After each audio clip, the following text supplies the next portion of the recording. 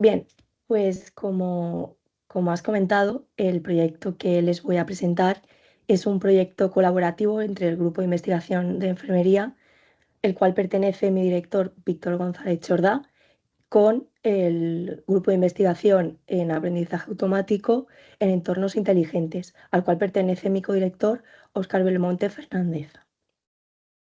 De este proyecto colaborativo nace mi proyecto de tesis denominado Predicción de fallos de rescate a partir de la capacidad funcional y parámetros fisiológicos con inteligencia artificial.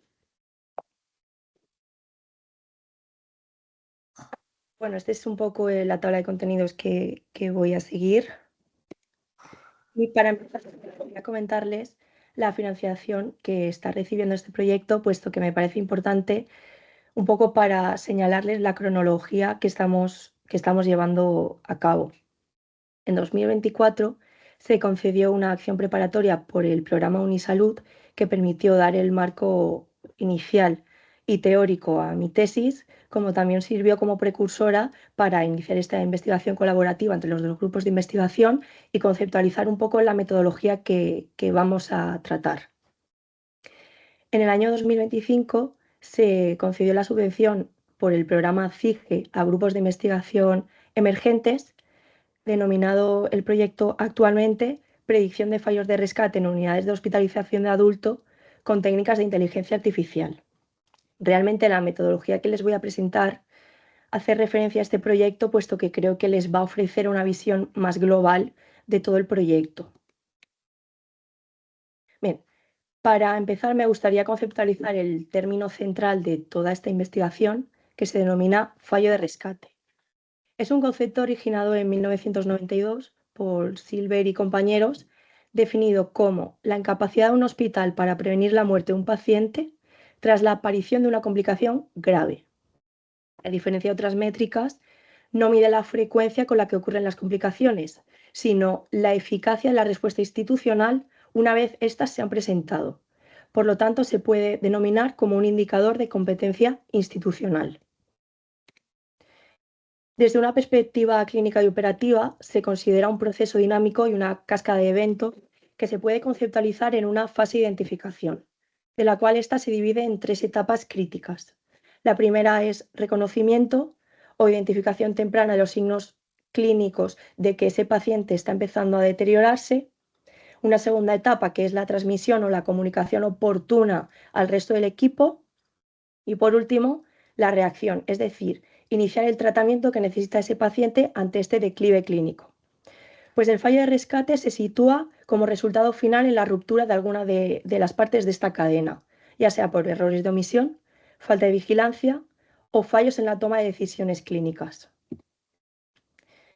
Hay unos factores que nos ayudan a una identificación precoz de este evento. Tenemos un papel determinante de los recursos humanos y los recursos tecnológicos. Las complicaciones vinculadas a las características basales del paciente las pueden englobar los recursos humanos y la capacidad de rescatar a este paciente depende tanto de la estructura como de los procesos hospitalarios, que se engloban en la parte de recursos tecnológicos. El factor humano es uno de los elementos esenciales en este proceso dinámico, que a su vez se divide en 3 características principales. La primera de ellas sería el tamaño del hospital o la capacidad del hospital para asumir pacientes complejos y tener los recursos necesarios y disponibles para poder revertir estas crisis. Además, también hay que tener en cuenta que el personal sanitario que se enfrenta ante estas situaciones adquiere más experiencia que otros personales que pertenecen a hospitales de menor capacidad. También hay que tener en cuenta que existe una relación inversa entre el número de pacientes que asume el personal enfermero con el riesgo de muerte tras una complicación.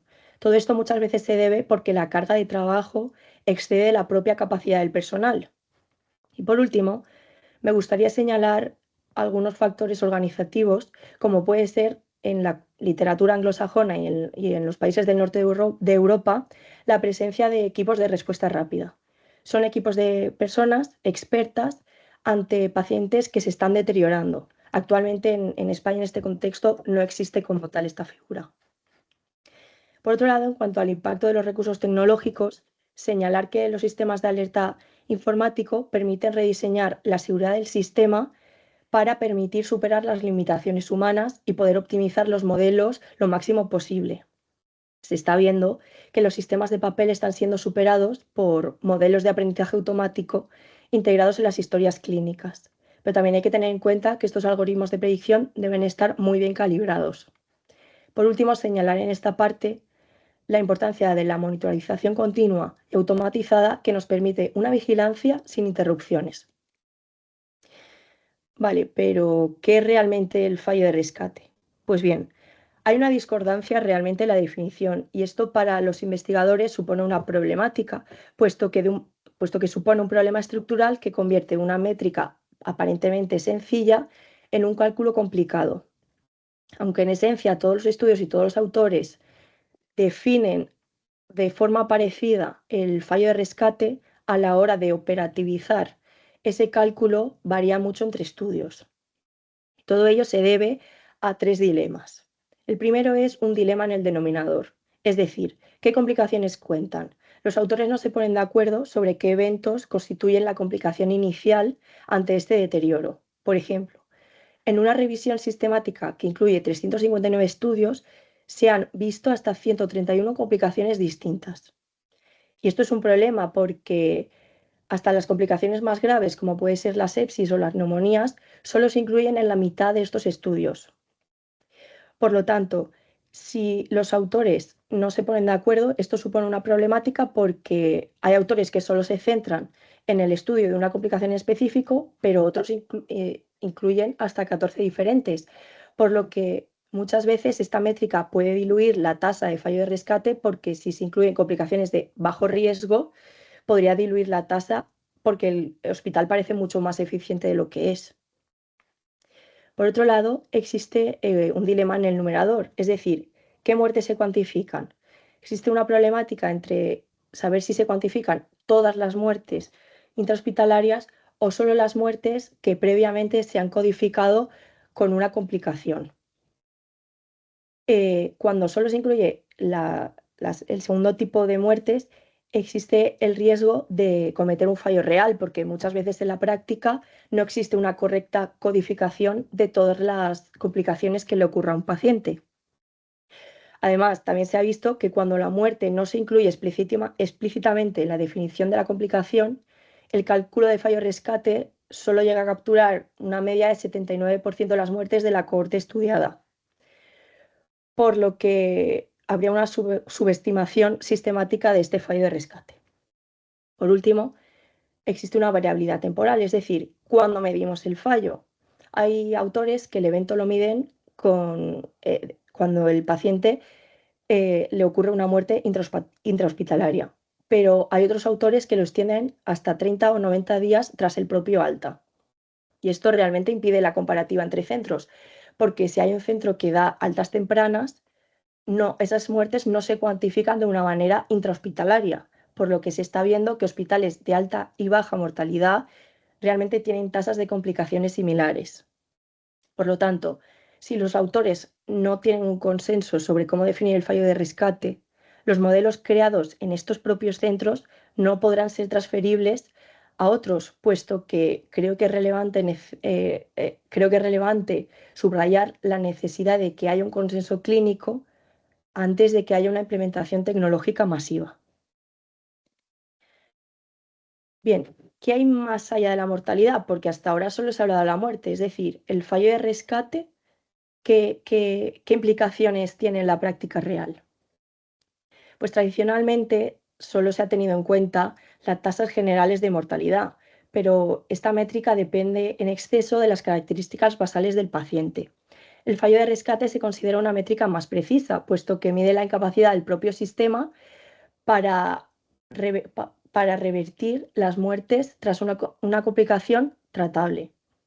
Es decir, nos dice cómo de bien actúa el sistema ante estas situaciones independientemente de la frecuencia de complicaciones que haya habido. Por otro lado, hay que señalar la vulnerabilidad de ciertas poblaciones, puesto que el fallo de rescate aumenta de forma escalonada con la edad y la fragilidad del paciente. Es decir, pacientes de edad avanzada tienen menores reservas fisiológicas, por lo que se deterioran más rápido y con menos avisos.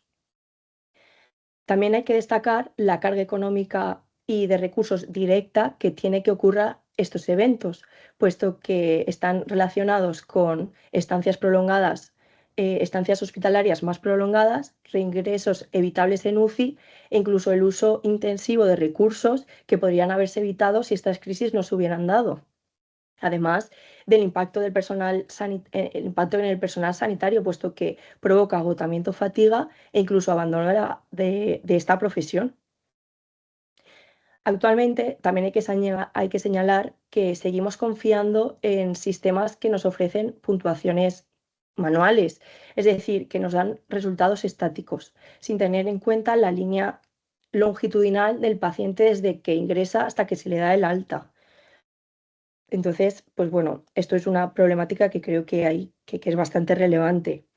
Y por último, señalar que como es un indicador, debe adquirir una perspectiva administrativa, pero actualmente hay un dilema entre considerarlo un indicador de calidad general o un indicador específico del cuidado de enfermería. Pero esta última vertiente tiene algunas críticas, puesto que hay autores que señalan que cuando rescatamos a un paciente lo hacemos como un equipo multidisciplinar, no solo una profesión. Por lo tanto, ante este escenario, creo que resulta necesario replantear los enfoques tradicionales que hemos tenido en cuenta hasta este momento. Por lo que en este contexto yo les planteo, ¿la inteligencia artificial puede ponerle solución? Pues bien, es por ello que nosotros hemos considerado plantear este objetivo principal, que es desarrollar y validar un modelo predictivo de situaciones de fallo y rescate en unidades de hospitalización de adulto aplicando Machine Learning o aprendizaje automático y Process Mining o minería de procesos. En cuanto a los objetivos específicos, queremos identificar perfiles de pacientes con mayor riesgo de experimentar una pérdida funcional y un fallo de rescate, además de analizar la evolución de la capacidad funcional y los parámetros fisiológicos en situaciones que ya se han dado un fallo, además de analizar la evolución dinámica de ciertos parámetros analíticos en la primera instancia de ingreso del paciente. También queremos ver las variables predictoras de las diferentes situaciones que se da en un fallo de rescate, como en la parte de la minería de procesos, comparar la secuencia y frecuencias de actividad de las distintas intervenciones. Por último, analizar la fiabilidad y precisión de los modelos que nos devuelvan los algoritmos. Para ello se plantea un estudio observacional retrospectivo basado en datos de registros de las unidades médico-quirúrgicas del Hospital Universitario de La Plana. Se incluyen todos los registros clínicos electrónicos pertenecientes a pacientes ingresados en las unidades de hospitalización de adulto. La recogida de datos se llevó a cabo desde el 1 de marzo del 23 al 29 de febrero del 24, incluyéndose todos los registros clínicos de pacientes mayores de 18 años con una estancia superior a 48 horas, por lo que obtuvimos una muestra de 11.091 participantes. En cuanto a las variables escogidas, tenemos las variables sociodemográficas y variables que caracterizan el proceso asistencial de cada paciente. Por otro lado, hemos recogido parámetros analíticos que describen o podrían suponer que ese paciente se está deteriorando. Y por último, como variables resultado, hemos elegido algunas situaciones susceptibles de considerarse fallo de rescate. En cuanto a la valoración enfermera, hemos elegido como variables los parámetros fisiológicos y como instrumento de medida Valence Instrument, que es una metaherramienta con 7 ítems de valoración que valora las dimensiones de capacidad funcional, riesgo de lesiones por presión y riesgo de caídas. En cuanto a la metodología planteada, se llevó a cabo una preparación de la base de datos para asegurar la calidad de la información clínica, además de asegurarnos que se cumplen los criterios de inclusión y exclusión y detectar errores de registro. Por otro lado, llevamos a cabo un análisis descriptivo para poder caracterizar la población y un análisis bivariante para poder iniciar a identificar variables que se relacionen con estas situaciones de fallo de rescate. Este primer análisis nos sirvió para caracterizar la muestra y observar que realmente los pacientes son heterogéneos. Tras ello, se va a llevar a cabo un aprendizaje no supervisado mediante algoritmos como K-means, clustering, DBSCAM, para poder detectar perfiles de pacientes y patrones latentes y que permitan agrupar pacientes según sus características clínicas. De manera paralela, se va a llevar el process mining, gracias al uso del timestamp que disponemos en la base de datos. Primero se va a crear el modelo teórico del proceso y tras ello, mediante una técnica denominada Process Discovery, se va a crear el modelo real de los eventos a partir de los registros que ya tenemos. Una vez construidos los dos modelos, se aplicará el conformance checking para poder identificar las desviaciones críticas entre los dos modelos. Tras ello, se va a llevar un etiquetado manual de los casos de fallo de rescate que nos devuelva el propio modelo para confirmar efectivamente que realmente lo es. Y una vez etiquetados, ya podemos empezar con el aprendizaje supervisado, mediante algoritmos como árboles de decisión, random forest, redes neuronales, para así poder predecir situaciones de fallo de rescate con datos ya validados, es decir, que ya conocemos que esos casos ha habido un fallo de rescate. Paralelamente, se va a llevar a cabo en la parte de Process Mining el Predictive Process Monitoring para poder anticipar fallos de rescate a partir del comportamiento del proceso que ya conocemos. Bien, para poder entrenar y evaluar el modelo, se va a dividir los datos en entrenamiento, validación y prueba, siguiendo el esquema 70, 20 y 10. Y para poder evaluar los modelos que obtenemos, se van a evaluar mediante las métricas señaladas. Por último, se va a llevar a cabo un análisis de valor predictivo de cada variable para poder optimizar el modelo final lo mayor posible y eliminar aquellas variables con un aporte marginal al modelo. ¿Qué esperamos de todo lo que les he contado? Pues bien, en un hospital todos los días se obtiene mucha gran cantidad de información que es imposible analizarlo de manera manual, por lo que del aprendizaje automático esperamos que permita analizar estos grandes volúmenes de datos para obtener patrones de deterioro que con otros sistemas más convencionales no sería posible. Y del uso combinado de la minería de procesos, queremos tener una visión estructurada de los flujos de trabajo para poder detectar esas desviaciones que no serían reconocibles de otra manera. También queremos avanzar en una detección del deterioro clínico gracias a una herramienta predictiva basada en datos reales que contribuya a una mejora organizativa de la calidad asistencial, como también validar un modelo clínicamente aplicable para optimizar la toma de decisiones y reforzar el papel de la enfermería en la detección temprana del deterioro. Pero es importante saber que el impacto clínico de estos modelos depende de su integración efectiva en los procesos asistenciales, de los cuales depende de tres pilares fundamentales. El primero de ellos es la correcta integración en el flujo asistencial, es decir, que el modelo sea capaz de obtener datos a tiempo real y que nos permita predecir puntuaciones de riesgo a tiempo real sin necesidad de integrar datos de manera manual. Por otro lado, hay que tener en cuenta la fatiga por alarmas, puesto que si este modelo nos obtiene resultados con muchos valores con falsos positivos, realmente el profesional sanitario no confiaría en este modelo, por lo que hay que asegurarse una buena calibración y que sea bastante preciso el modelo. Y por último, hay que tener en cuenta marcos de gobernanza sólidos, es decir, asegurarse que tengamos objetivos y protocolos de actuación ante una alerta por inteligencia artificial que nos permita obtener un respaldo ético ante la toma de decisiones asistidas por inteligencia artificial y asegurar la calidad de los datos, porque si no, todos estos proyectos quedarían como experimentos aislados sin que sirvan como modelos sistemáticos de mejora. Para acabar, me gustaría comentarles los retos metodológicos que creemos que puede sustentar este proyecto. Uno es la interpretabilidad de los modelos de inteligencia artificial, puesto que el funcionamiento interno de algunos algoritmos puede resultar bastante complejo de entender por el personal sanitario. Por otro lado, la calidad y disponibilidad de los datos, puesto que se ha visto que hemos encontrado bastantes errores de registro. Además, también variaban algunos datos entre turnos y unidades de hospitalización. Y por último, supone un reto en sí el desarrollo de un modelo predictivo basado en datos reales. Pues hemos planteado superar estos retos. Uno, acompañando cada predicción de riesgo con un texto de justificación claro y validable por el personal sanitario. Para superar la calidad y disponibilidad de los datos, hemos planteado el uso combinado del aprendizaje automático en la minería de procesos, como además llevar a cabo un etiquetado manual de estos casos.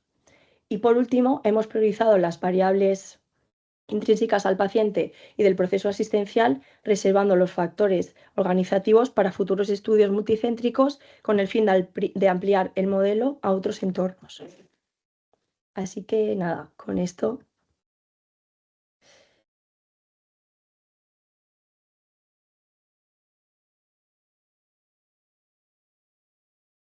Muchas gracias, María.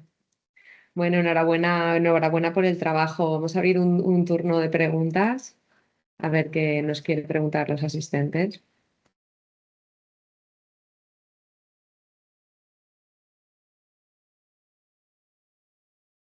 Bueno, si por mientras la gente se decide, te voy a preguntar yo.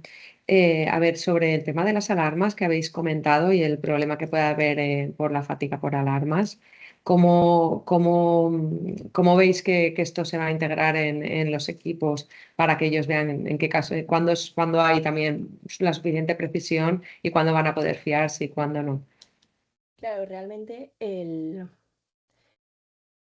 fin de este proyecto, ya que hemos conseguido obtener datos reales de un hospital de práctica diaria, es conseguir la mayor calibración y precisión del modelo. Por eso vamos a dividir el esquema en tres, para entrenar, validar y la prueba final de que realmente este modelo nos está devolviendo datos reales.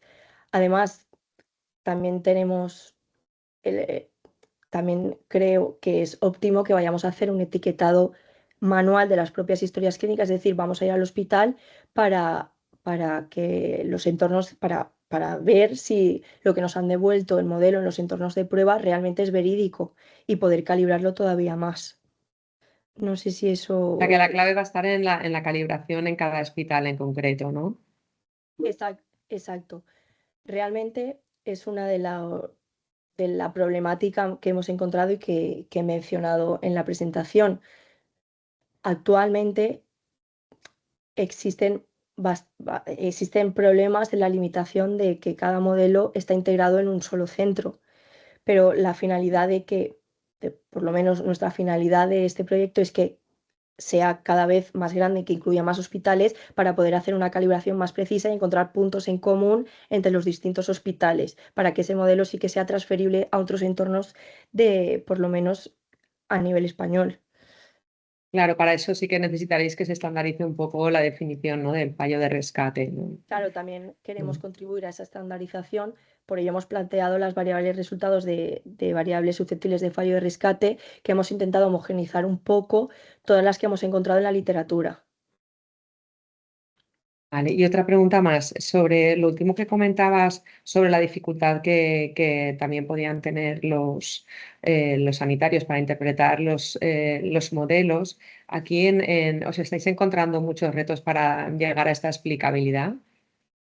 Es que de momento a esa fase no hemos llegado, a esa fase analítica no hemos llegado, pero sí que es cierto que, por ejemplo, yo que vengo de la parte sanitaria, ahora que me estoy integrando en la parte de aprendizaje automático, minería de procesos, nuestro conocimiento técnico en la carrera no nos explican más allá o sea, me refiero, eso es otro campo de conocimiento. Entonces, el personal sanitario está enfocado, por eso he hecho una distinción entre la parte de recursos humanos y la parte de recursos tecnológicos.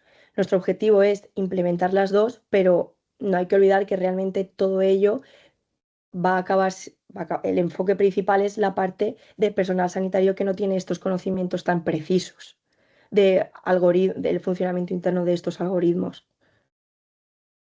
Vale, vale, de acuerdo. No sé si tenemos alguna pregunta más. A ver, en el chat. Sí, en el chat hay una. Sí, dice que si tenéis plazos para esas fases siguientes. Pues como ahora estamos subvencionados por el programa CIGE, son 3 años. Nos lo acaban de conceder, entonces, pues Muy bueno, bien. esperamos que este año y los siguientes sí que vayamos dando resultados tangibles. Bueno, pues estaremos ahí muy atentos. Pues nada, felicidades María, felicidades también a Óscar, que está aquí conectado, a tu director. Y bueno, a ver, en el chat tenemos nada, solamente dar las gracias.